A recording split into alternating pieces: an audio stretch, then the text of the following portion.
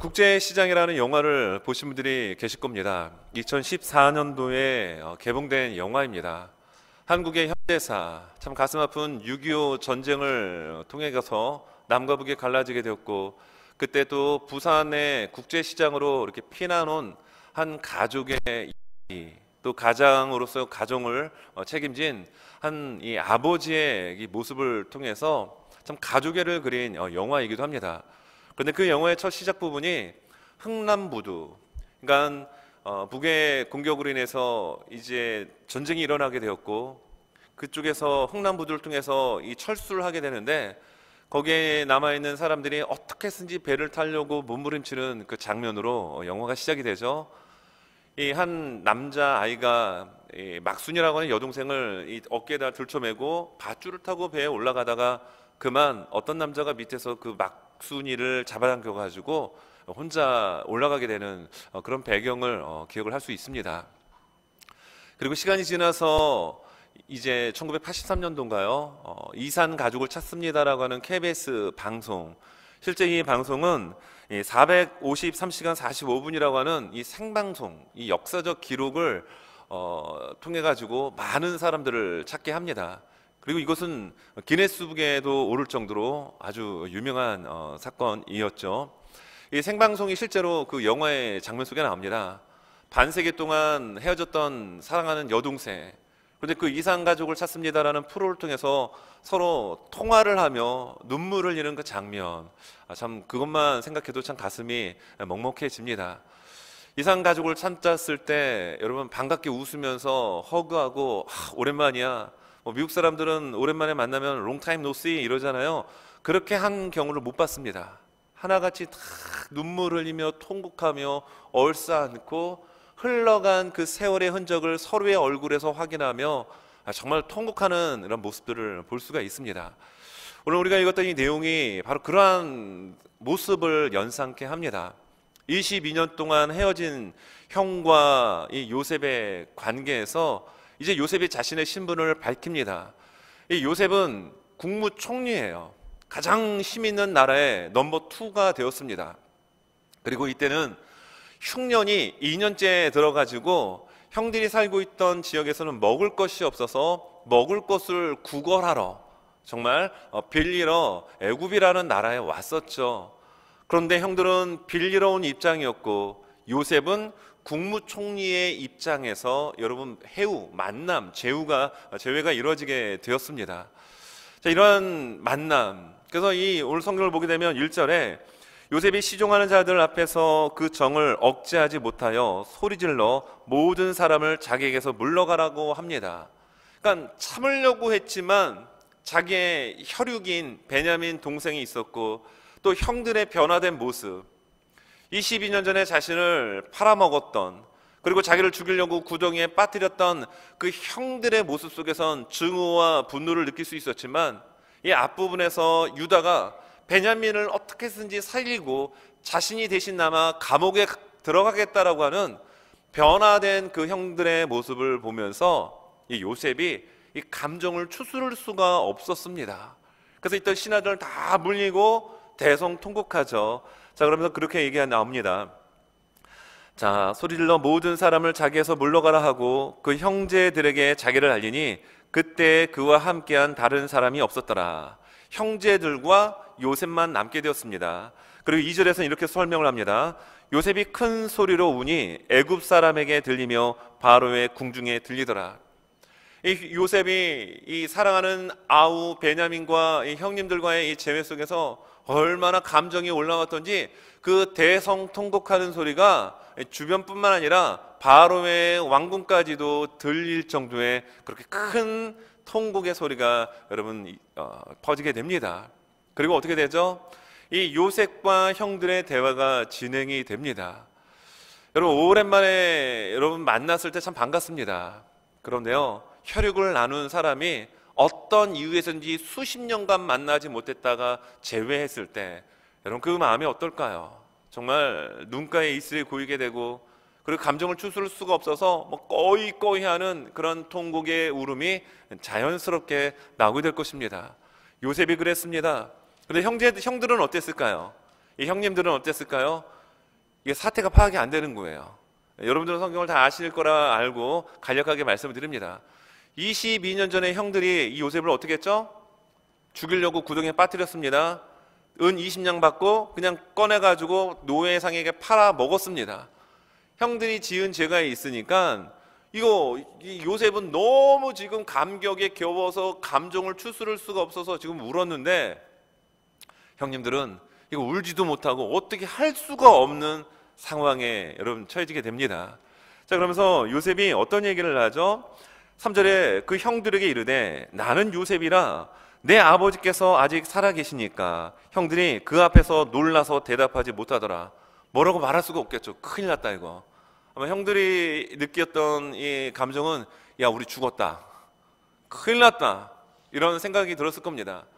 지금 앞에 있는 스토리를 보면은 이 요셉이 음식을 빌리러 왔던 형제들을 잡아다가 간첩으로 몰아갑니다. 당신들은 정탐꾼이다라고 했을 때 아닙니다, 아닙니다, 우리 정탐꾼 아니고요, 우리 지역에 먹을 것이 없어서 지금 돈을 가지고 와서 음식을 사러 이곳에 왔습니다. 우리는 스파이도 아니고 간첩도 아닙니다. 네, 국무총리였던 요셉은 자신의 신분을 밝히지 않고 통역을 통해서 국무총리의 막강한 권력을 가지고 간첩으로 몰았으니 얼마나 이 형님들이 놀랐겠습니까? 몇 번의 에피소드가 있게 되죠. 그리고 오늘 본문까지 오기까지 많은 사건들이 있었지만요, 생략하고요. 어찌됐든 이 형들의 입장에서는 이 눈앞에 있는 국무총리가 22년 전에 팔아먹은 그 요셉이라는 사실에 깜짝 놀라 아무 말도 할 수가 없었습니다. 그리고 이 4절의 이야기는 형님들로 하여금 간담을 서늘하게 했을 겁니다. 4절에 보니까 요셉이 형들에게 이르되 내게로 가까이 오소서.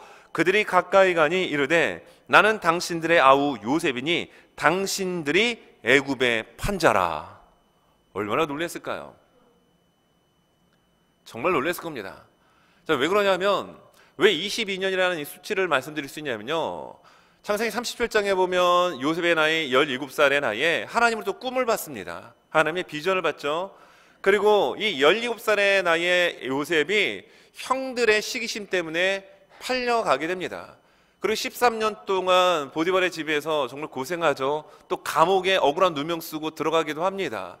그리고 30세가 되었을 때 바로가 군 꿈을 아무도 해석할 수가 없어서 이때 요셉이 바로의 꿈을 해몽합니다. 해석합니다. 그리고 7년 풍년과 7년 흉년이라고 하는 꿈을 정확하게 해석하고 그것에 대한 방비책으로서 어떻게 해야 이 나라가 잘 먹고 잘 살 수 있는지 구체적인 방법을 제시해 버렸어요. 꿈을 해몽한 사람 아무도 없었고, 심지어 그 방법을, 이 나라에 닥친 위기를 어떻게 우리가 대비해야 되는지에 대한 방법론까지 제시를 하다 보니까 여러분, 바로 왕이 깜짝 놀라서 이 30살의 요셉을 국무총리로 임명해 버리고 맙니다. 그리고 7년 풍년이 지나가요. 그리고 오늘 본문을 보면 2년째 흉년이 지금 들었다라고 얘기합니다. 그래서 이걸 다 도합을 해보면 22년의 세월이 흐르고 난 후에 지금 형님들과 요셉이 만나게 된 겁니다. 근데 4절에서 나는 요셉인데 형님들이 날 판 바로 그 요셉이에요, 이런 말을 했으니 형님들은 이거 뭐 진짜 얼마나 정말 간담이 서늘서늘 했겠어요. 자, 이러한 이야기를 지금 4절에서 이야기하고 있는데, 이 형님들도 이 이야기를 중간에서 애굽의 국무총리였던 요셉에게, 물론 신분을 알기 전이었죠, 이야기를 하는 장면이 나옵니다. 자신들의, 왜냐하면 요셉이 당신들 간첩이지, 스파이지, 정탐하러 왔지, 이렇게 몰고 가다 보니까 우린 그런 사람 아닙니다 라고 하면서 자신의 가족 이야기를 꺼내게 됩니다. 어떤 얘기를 꺼내냐면 창세기 42장 13절에서 하나가 없어졌다라고 얘기합니다. 우리에게 12명의 형제가 있었는데 그 하나가 없어졌다, 이름 얘기하지 않아요. 그냥 하나라고 요셉이 없어진 이야기를 합니다. 그리고 44장 20절에서 그의 형은 죽었습니다라고 얘기합니다. 그의 형 누구죠? 베냐민의 형은 죽었습니다라고 지나간 이야기를 쫙 설명을 해요. 거기서도 요셉이라는 이야기는 이름은 거론하지 않습니다. 그리고 심지어 이 아버지 야곱이 이 요셉을 얼마나 끔찍히 사랑했습니까? 편애했죠. 형들은 죽으라고 일 시키고 요셉에게는 일을 하지 않도록 명품 옷만 입히고 좋은 것, 좋은 음식 이 요셉에게만 먼저 주는 이런 일방적인 사랑을 요셉이 받고 맙니다. 형들이 가만히 있을 수 없었죠. 그래서 요셉을 구덩이에 빠뜨렸던 것이고, 그리고 죽일 수는 없어서 유다의 말에 의하여 그냥 건져내서 우리 팔아먹자 이렇게 했던 겁니다. 그리고 그의 옷을 어떻게 합니까? 요셉의 옷을 그냥 아버지에게 갖다 준 것이 아니라 이 형님들도 참 못돼 먹었어요. 수점소를 죽여가지고 피를 옷에다 묻혀가지고 아버지에게 갖다 줍니다. 아버지, 지금 옷이 이렇게 되었는데 이게 어떻게 된 거죠? 그러니까 야곱이 뭐라고 얘기하죠? 악한 짐승에 의하여 내 아들이 찢겨 죽었구나라고 하며 또 통보합니다. 아버지 야곱은 정말 요셉을 사랑했는데 22년 동안 죽은 줄로 알고 가슴에 묻고 살았던 거죠. 요셉이 팔려간 사실, 죽지 않고 팔려간 사실을 알았던 사람은 요셉과 그의 형제들만 알았던 거예요. 아버지였던 야곱도 몰랐습니다. 그런데 지금 요셉이 뭐라고 얘기합니까? 당신들이 나를 팔아먹었잖아요. 딱 이야기를 했을 때, 야, 이거 진짜 요셉이다. 22년 세월이 흘렀기 때문에 얼굴도 변할 수 있습니다. 그런데 이 사실은 자신들과 요셉만이 아는 거예요. 그 얘기를 하니 형님들은 깜짝 놀랄 수밖에 없게 되죠. 자, 그런 가운데 오늘 후반부의 이야기가 진행이 됩니다. 그래서 이 후반부의 이야기는 한 문장으로 이야기하자면 하나님의 인도하심을 믿는 사람 요셉의 고백을 우리가 알 수가 있습니다. 그래서 오늘 설교의 제목, 하나님의 인도하심을 믿는 사람이라는 제목으로 말씀을 전하고자 하는데요, 오늘 2020년 한 해를 살아가면서 하나님의 인도하심을 믿고 따라가는 저와 우리 모두가 될 수 있기를 바랍니다. 우리 한번 따라해 볼까요? 하나님의 인도하심을 믿읍시다. 인도하심을 믿읍시다. 바로 요셉이 그런 모습을 우리에게 보여줍니다. 자, 오늘 5절과 7절, 8절의 말씀입니다. 자, 요셉이 이제 형님들에게 얘기하는 거예요. 형님들 지금 겁먹었죠? 야, 우린 진짜 죽었다. 정말 끝났다. 라는 이런 절망감이 막 밀려올 때 요셉이 형님들에게 이야기하기를, 5절, 당신들이 나를 이곳에 팔았다고 해서 근심하지 마소서, 한탄하지 마소서. 하나님이 생명을 구원하시려고 나를 당신들보다 먼저 보내셨나이다. 이야, 정말 대단합니다. 정말 멋진 사람이죠. 또 7절입니다. 하나님이 큰 구원으로 당신들의 생명을 보존하고 당신들의 후손을 세상에 두시려고 나를 당신들보다 먼저 보내셨나니. 우와, 대단합니다. 야, 이게 지금 사람이 할 소리는 아니죠. 예? 막내였잖아요. 그때 당시만 해도 요셉.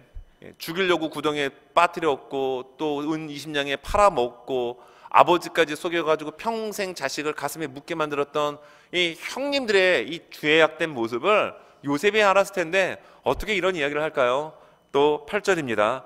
그런즉 나를 이리로 보낸 이는 당신들이 아니요 하나님이시라.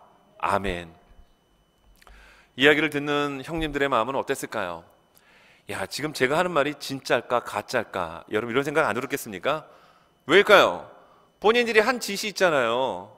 그러니 지금 절대적인 힘을 갖고 있는 국무총리 요셉이 손가락 하나만 까딱하면 자신들의 목이 날아갈 지금 상황인데, 그 국무총리 요셉이 뭐라고 얘기한다라고요? 형님들 걱정하지 마십시오. 형님들이 나를 팔아먹고 형님들이 나를 보내서 내가 여기 온 것이 아니라 하나님께서 먼저 앞서 나를 보내셨습니다. 이런 이야기를 연거푸 3번씩이나 하고 있습니다. 어떻게 이러한 고백을 요셉이 할 수 있었을까요? 요셉은 하나님의 인도하심을 믿었기 때문에 이런 고백이 가능했습니다. 17살이라고 하는 나이에 요셉은 정말 철딱선이 없는 청소년이었습니다. 하나님이 주신 볏집단의 꿈을, 그리고 하늘의 해와 별들이 자신에게 절하는 이 꿈을 그냥 형님들에게 막 자랑하듯이 이야기했던 철부지의 요셉이었죠. 그런데요, 시간이 지나고 나서 하나님의 훈련의 과정 가운데 그가 잘 것을 마치고 난 이후에 이런 고백을 합니다. 보통 사람 같으면 어떨까요? 지금 자신을 팔아먹은 형님들이 지금 그룹으로 와 있습니다. 그리고 먹을 것이 없어서 빌리러 온 겁니다. 자신은 그 모든 것을 줄 수 있는 막강한 위치에 지금 서 있습니다. 보통 사람 같으면 이런 생각이 들었을 거예요. 꼴 좋다, 잘 됐다, 내가 당한 거 10배로 100배로 10,000배로 갚아주리라 라고 하면서, 그쵸, 대갚아줬을 거죠. 근데 요셉은 뭐라고 고백합니까? 형님들 걱정하지 마십시오. 형님들 너무 두려워하지 마십시오. 나를 이곳에 보내신 이는 형님들이 아니라 하나님이십니다. 여러분, 이런 고백을 하며 그들과의 아름다운 화해, 용서, 하나됨, 그리고 하나님이 일하신 것을 그들에게 증명해 보이는 요셉의 참 멋진 모습을 우리가 지금 보고 있습니다. 여러분, 7절의 표현에 보면 이런 표현을 그가 하죠. 하나님이 큰 구원으로 당신들의 생명을 보존하려고, 당신들의 후손을 세상에 두시려고 나를 당신들보다 먼저 보내셨나니. 그는 어떤 이야기를 하고 있습니까? 하나님의 큰 그림을 보았습니다. 어떤 그림입니까? 지금 자신이 지금 애굽에 팔려서 얼마나 13년 동안 얼마나 많은 고생을 했습니까? 그리고 믿음으로 살려고, 말씀대로 살려고 했다가 감옥까지도 들어가게 됐던 요셉이었습니다. 그 마음에 큰 상처가 분명히 있었을 거예요. 지금식으로 말하면 내적 치유가 그에게 필요했을 겁니다. 그런데 어찌된 영문이지 그에게서는 그러한 상처를 찾아볼 수가 없습니다. 창세기 37장부터 창세기 마지막 장 50장, 요셉이 죽는 그 중간까지 원망과 불평과 하나님을 향하여 삿대질하는 장면 한 번이라도 여러분 우리가 찾아볼 수 있습니까? 없습니다. 이것이 왜 가능할까요? 요셉은 비록 그의 삶이 힘들었지만, 지금식으로 말하면 예수 믿으면 잘 돼야 되는데 점점 안 되는 인생을 살았지만 하나님의 큰 그림을 보았던 것입니다. 그래서 그가 7절에서 고백하잖아요. 결국 어떻게 됩니까? 이 요셉으로 인하여 야곱의 70명의 가족이 애굽으로 이민을 오게 됩니다. 그리고 그 70명은 세월이 흘러서 모세가 출애굽시킬 때 장정 60만 명이 넘는, 남녀노소를 합치면 200만에서 300만 명이라고 하는 큰 민족을 이루게 되었습니다. 이걸 지금 요셉은 보았던 것입니다. 하나님의 큰 구원, 나 한 사람을 통하여 미리 이곳에 오게 하시고, 그리고 지금의 이 흉년과 먹을 거리가 없어서 죽어가고 있는 아비규환의 이 시대 가운데 하나님은 나를 준비시키셔서 형님들보다 먼저 오게 하셨습니다. 형님들이 나를 팔아먹은 것이 아니라 하나님의 그 큰 그림 속에 이 모든 일들이 예정되었고 하나님의 섭리 가운데 진행되었을 뿐입니다. 여러분, 이런 고백을 하고 있습니다. 하나님의 인도하심을 믿는 삶, 그리고 하나님의 그 인도하심을 믿고 실제로 그러한 삶을 여러분 살아가는 삶의 모습을 요셉이 정확하게 우리에게 보여주고 있습니다. 여러분, 누군가가 우리에게 상처를 주고 우리를 힘들게 하면 우리는 어떻게 합니까? 죄로 준 거 말로 갚아주려고 하죠. 그러나 진짜 예수 믿는 사람이라고 한다면 요셉처럼 이런 모습이 우리에게 있어야 될 줄 믿습니다. 오늘 말씀은 초반부에 사실 아름다운 화의 모습이에요. 용서하는 모습, 그리고 아름다운 요셉의 눈물 속에서 약간의 경계심을 가졌던 형님들이었지만 결국 성경의 후반부를 넘어가면 넘어갈수록 요셉의 진심을 깨닫게 됐고 온전히 아우러지는, 하나 되어주는 모습을 우리에게 보여줍니다. 이런 일들이 어떻게 가능합니까? 왜 이런 일들이 실제로 역사적으로 이 성경을 통하여 일어났고 기록해주고 있습니까? 그리고 이 일은 실제 우리가 살아가는 이 시대 속에 여러분 우리의 삶 가운데 왜 일어나야 합니까? 하나님의 인도하심을 믿는 자는 반드시 그러한 삶을 살도록 하나님 인도해 주십니다. 여러분, 요셉에게 있어서 13년이라는 세월은 그 누군가에게는 100년 이상의 지긋지긋한 감옥과 같은 그런 인생일 수 있었을 거예요. 그런데 요셉은 그 13년을 정말 너무나도 잘 이겨냈습니다. 여러분, 고난하면 우리가 떠올리는 인물이 있죠. 욥입니다. 욥이 욥기서 23장 10절을 통해서 이렇게 고백합니다. 그러나 내가 가는 길을 그가 아시나니, 내 비록 지금 힘들고 어렵고 모든 것을 다 잃어버린 내 한 몸도 추스르기 힘든 이 지경까지 내 인생이 곤두박질 쳤지만 그러나 그가 아시나니, 하나님은 아신다라는 거예요. 하나님의 큰 그림, 그것을 본 자는 이런 고백을 할 수 있습니다. 그가 나를 단련하신 후에는 내가 순금같이 되어 나오리라. 아멘입니다. 우리 안에 있는 불순물, 우리 안에 있는 모든 독서, 나쁜 것, 하나님 보시기에 정말 더러운 모든 악한 것들, 여러분 우리 힘으로는 제거하지 못합니다. 그런데 하나님께서 요셉에게 13년의 시간을 통하여 이러한 모든 것들을, 독소를 다 제거하게 하셨습니다. 철부지였던 미성숙의 요셉을 성숙한 사람의 모습으로 하나님은 변화시키셨고 훈련시키셨던 거예요. 욥 또한 마찬가지입니다. 내가 가는 이 길을 하나님이 아시나니. 여러분 우리의 삶의 모든 길은 하나님이 아십니다. 여러분의 개인의 삶의 여정, 하나님이 디자인하셨고 하나님이 길을 열어가시고 이끌어 가십니다. 여러분들이 비록 지금 광야 같은 가운데 갈증을 느끼며 목말라하고 계십니까? 하나님은 그 사막에서도 생수를 터뜨릴 수 있는 분이십니다. 사막 광야 한복판 가운데서도 강물을 열어 제끼실 수 있는 능력의 하나님이십니다. 그 하나님께서 우리를 인도하십니다. 그 하나님께서 여러분들의 개인의 인생을 책임지시고 인도하여 주십니다. 우리는 이걸 믿습니다. 여러분 그래서 히브리서 12장 11절에서도 이렇게 고백하죠. 무릇 징계가 당시에는 즐거워 보이지 않고, 여러분 징계를 즐겁게 받아줄 수 있는 사람 몇 명이나 있을까요? 없습니다. 슬퍼 보이나 후에 그로 말미암아 연단받은 자들은 의와 평강의 열매를 맺느니라. 징계가 있습니까? 연단이 있습니까? 어려움이 있습니까? 그런데 하나님의 큰 그림, 하나님의 인도하심을 믿는 자들은 그것을 잘 인내하며 견뎌내며 통과하게 됩니다. 그 결과 어떻게 됩니까? 세상에서 얻을 수 없는 평강의 열매를, 그리고 하나님이 인쳐주시는 의로움의 열매를 우리는 경험하게 됩니다. 여러분 오늘 요셉은 이 모습을 우리에게 잘 보여주고 있어요. 결국 하나님께서 주시는 복은 그 믿음의 그릇이 크고 작음에 따라 여러분 비례하게 됩니다. 여러분 하나님께서 주시는 놀라운 인도하심의 복을, 또 하나님께서 여러분들에게 주시는 많은 것들을 누리기를 원하십니까?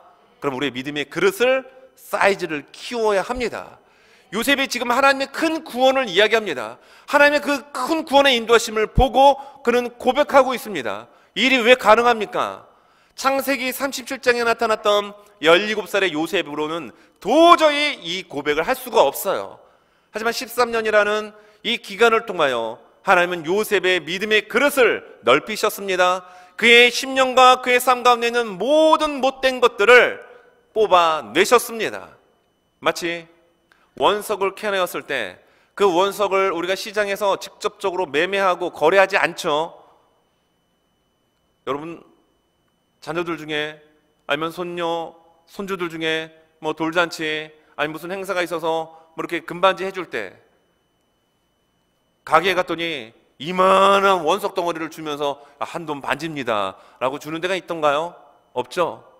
다 그 원석을 뜨거운 불 속에 집어넣어서 여러 차례 꺼냈다가 집어넣었다는 과정을 통하여 정금만이, 순금만이 만들어지듯이 요셉에게 있었던 하나님 앞에 쓰임받기 위하여 필요한 모든 것들은 훈련시키셨고, 그렇지 못한 불필요한 것들은 다 녹아 제거케 하나님이 인도하여 주셨습니다.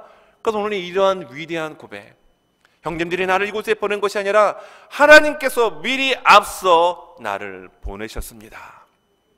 이 고백을 할 수 있는 믿음의 그릇이 커진 사람이 되었습니다. 여러분 하나님의 인도하심을 믿는 자, 바로 요셉이었는데요, 이 하나님의 인도하심을 믿고 따른 자의 모습 속에는요, 두 번째로 하나님의 말씀에 대한 확신이 있다라는 겁니다. 여러분 성경 말씀 오늘 6절입니다. 자, 6절. 이 땅에 2년 동안 흉년이 들었으나 아직 5년은 밭갈이도 못하고 추수도 못할지라. 지금 무슨 얘기를 하죠? 지금 요셉은 바로의 꿈을 해몽한 결과, 그리고 흉년이 7년 동안 진행될 때 그 5분의 1씩 은행이 아니죠. 곡식 창고에다가 그것을 비축을 하고 5분의 1씩 그것을 돈을 받고 팔고 하는 아주 디테일한 계획까지도 바로에게 제시했을 때 그는 그 즉시 국무총리로 임명된 겁니다. 근데 지금 요셉이 지금 무슨 얘기를 하고 있죠? 7년 풍년이 지나갈 동안 모든 것들을 곡간을 만들고 쌓아놨습니다. 비축해놨습니다.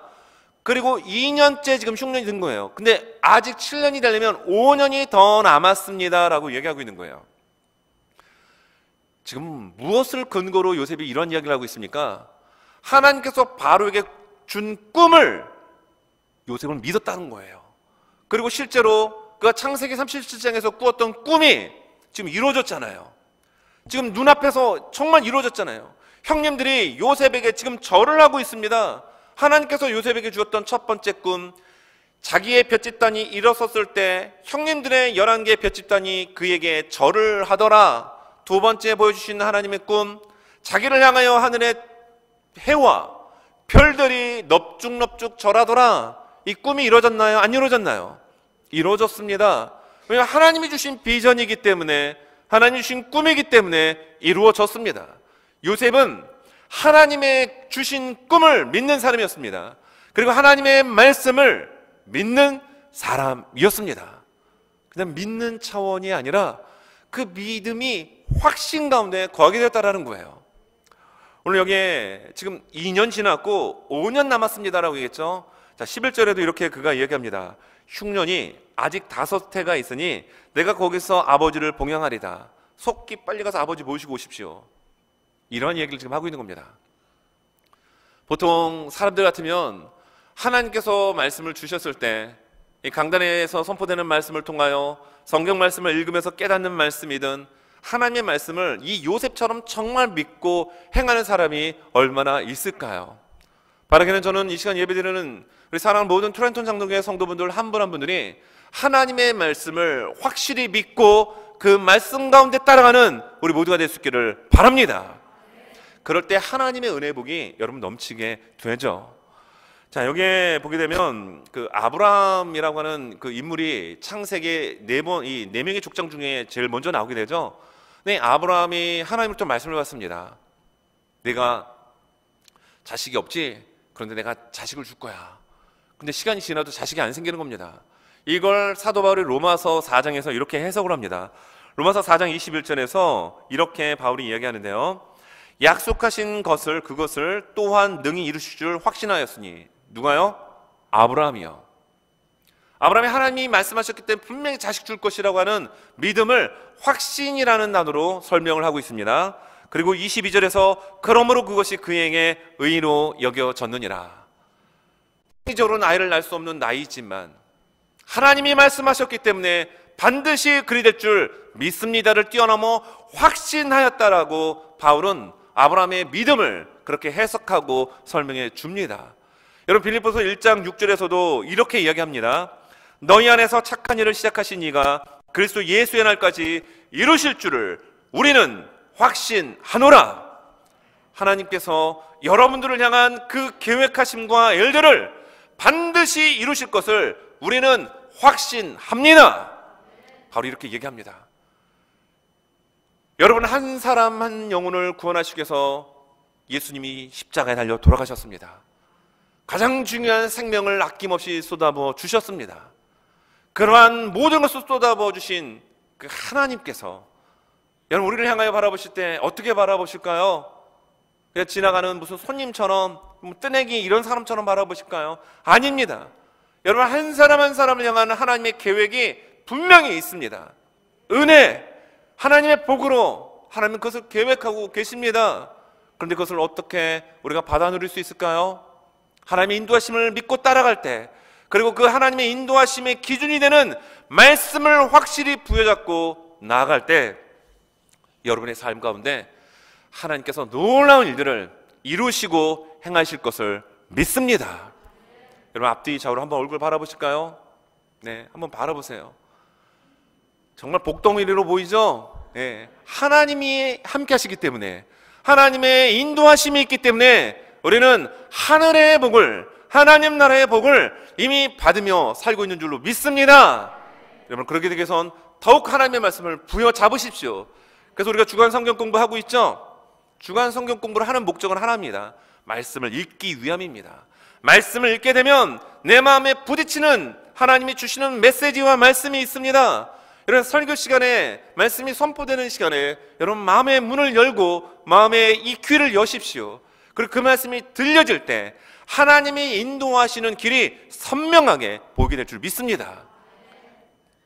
내 평생의 원수, 그 형님들만 생각하면 자다가도 그냥 벌떡벌떡 일어나서 그냥 두 주먹이 불끈 쥐고 그냥 이가 갈리는 그 왼수 같은 형님들, 이건 말씀 안에 거하지 않는 사람의 모습일 수 있습니다. 하지만 말씀 안에 거하고 하나님의 인도하심을 믿고 따라가는 요셉에게는 그 형님들이 눈앞에 나타났을 때 무작정 그냥 용서한 건 아니에요.